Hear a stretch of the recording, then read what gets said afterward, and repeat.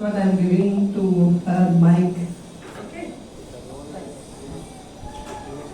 Good morning everyone. I am Shivananda. I came from Nagar.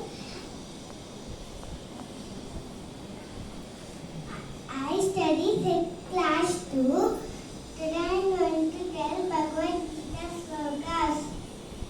Srimad Bhagavad Gita Dvadashodhyayah Bhakti Yogaha Arjuna Uvacha Evam Tatatayuktaye Bhaktastvam Pariyupasate Echapyaksharam avyaktam Eshanke yoga vittamaha Sri Bhagavan Uvacha Maya Veshya Manoyema Nityayukta Upasate Shraddhaya Parayopeta Tene Yukta Tavamata Ye Tvaksharamanirteshyam Avyaktam Pariyupasate Sarvatra Gamachincha Udustamajalam Dhruvam Sanniyam Jindriyagramam Sarvatra Samabhuttayah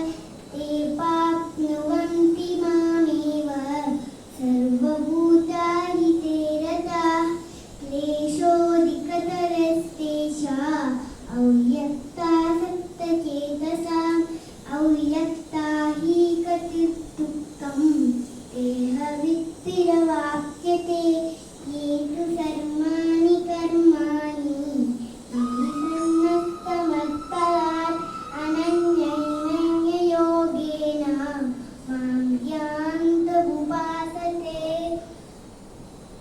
Eshamaham Samuddatta Mrityu Samsara Sagara Bhavami Nachirapadda Maya Veshita Chetasam Maye Mamanamadasva Mayi Buddhim Niveshaya Nivashishyasi Mayema Atavutvam Nashamchaya Atachittam Samadatum Nasaknoshi Vaistiram Abhyasepya Samaddosi Makkarma Paramo Bhava Madartamapi Karmani Purvam Siddhina Vakyasi Vagarta Viva Samprittau Vagarta Pratipattaye Jagatat Pitarau Vande Parvati Parameshwarau.